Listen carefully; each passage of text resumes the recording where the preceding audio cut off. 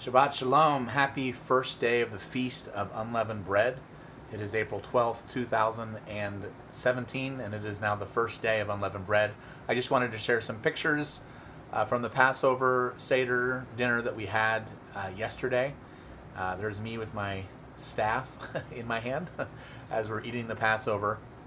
Had a very joyous Passover with a lot of friends. Was even able to invite a co-worker and her family to the Passover, and it was just a very festive and joyous event.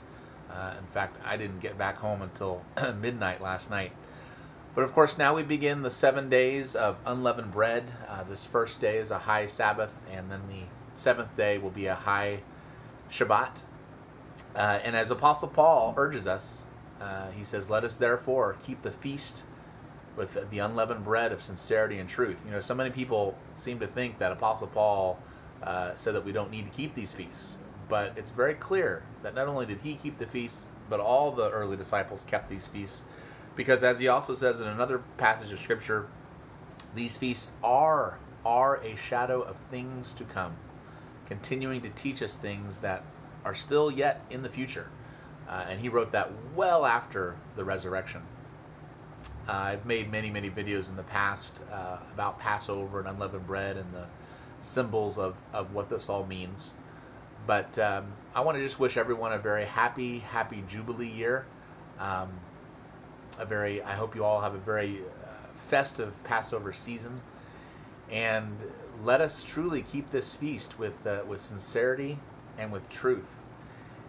This unleavened bread, you know, it represents how he was pierced. You know, if you take a piece of unleavened bread, it has all those holes and those stripes. Shows how he was pierced and beaten for our transgressions. But also there's no leaven, there's no sin. He was the perfect sinless sacrifice, and he allows us, the reason we clean out all the leaven from our homes and we take these 7 days to be unleavened, to only eat unleavened bread, is because it shows how he then fills our hearts and helps us to be unleavened. He cleans out the sin from our lives and helps us to be holy and pure, that we can only do through his indwelling spirit. We can only do by him taking the throne of our hearts. It's a very beautiful thing that he does.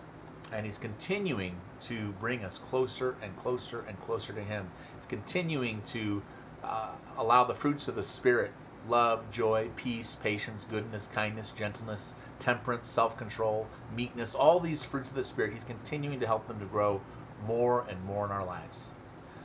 So Shabbat Shalom, happy first day of unleavened bread, the first high Sabbath. I'm sorry, I would love to have used my iPad to actually record more of last night, but for some reason my iPad is not working and I need to try to get it fixed. But I did want to make a video just to wish everyone a very happy Feast of Pesach 2017. Shabbat Shalom. This is Daniel John Lee with Torah Restoration Ministries. Website is spiritandtorah.com.